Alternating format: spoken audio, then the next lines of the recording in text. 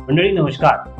महाराष्ट्रात छत्रपती शिवरायांची जयंती ही मोठ्या उत्साहात साजरी झाली आणि ती होणे ही काळाची गरज आहे. परंतु छत्रपती शिवराय हे हिंदवी स्वराज्य संस्थापक आणि त्या हिंदवी स्वराज्य संस्थापक छत्रपतींचा आदर्श हा प्रत्येक युवकाने, प्रत्येक महिलेने आणि प्रत्येक नागरिकाने अंगीकारावा ही काळाची गरज.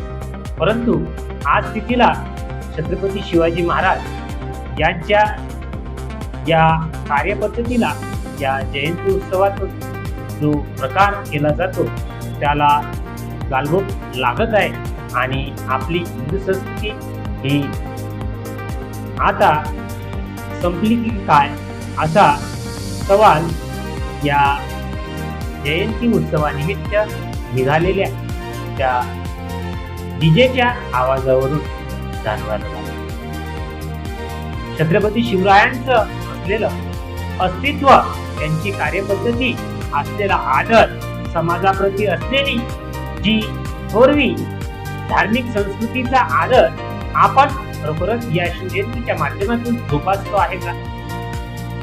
छत्रपती शिवरायांचा आदर्श जोपासणं हे माझंही आद्य कर्तव्य आहे आणि ते राज्यातील विविध समाज घटकातून सुद्धा स्वीकारलं जातं आणि त्या स्वीकारण्यामागचं असलेलं जे काही स्थान आहे त्यासाठी प्रत्येक नागरिकाने पुढाकार घेणं हे गरजेचं असतं. आणि महाराष्ट्रात नुकतीच झालेली शिवजयंती आणि त्या शिवजयंतीला असलेला डीजेचा आवाज आणि त्यावर फिरकणारी ती युवा पिढी खरोखरच येणाऱ्या देशाचं भविष्य आहे का, हा भाग अत्यंत महत्वाचा आणि गांभीर्यपूर्वक घेणं हे आयोजकांनी सुद्धा जपलं पाहिजे. परंतु त्या शिवजयंतीच्या निमित्ताने झालेला डीजेचा आवाज आणि त्या आवाजामध्ये असलेली अश्लील गाणी हे आपल्या संस्कृतीचं वा शिवबांच्या मावळ्यांचं नेतृत्व करतंय का असा सवाल आज उपस्थित होतो. आणि आपणही छत्रपती शिवरायांचा आदर्श पाळता म्हणूनच शिवजयंतीसाठी मोठमोठं आयोजन करतात. तर म्हणायचं एवढंच की त्या डीजेच्या आवाजाने अक्षरशः अनेकांच्या जीवाला जो धोका निर्माण होतो त्याचं मूल्यांकनही आपण केलं तर ते फार बरं होईल. मध्यंतरी झालेली शिवजयंती ही आनंदाची असावी असं प्रत्येकालाच वाटतं.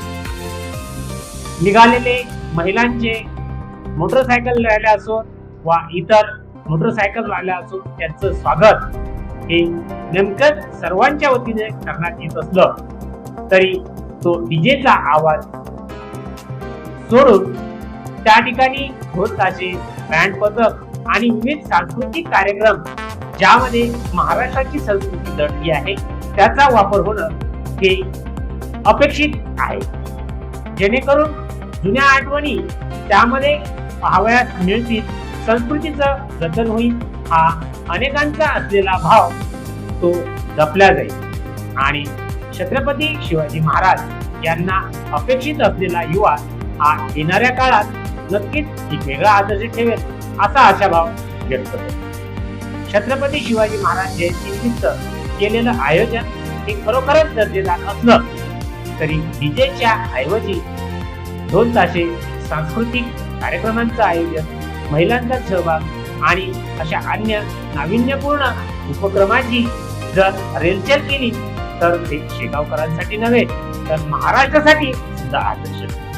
महाराष्ट्रात असलेल्या पुण्या मुंबईमध्ये डीजे पेक्षाही ढोल ताशे पथकांना आणि इतर लेझी मंडळांना आणि इतर सांस्कृतिक कार्यक्रमांना प्राधान्य दिलं जातं.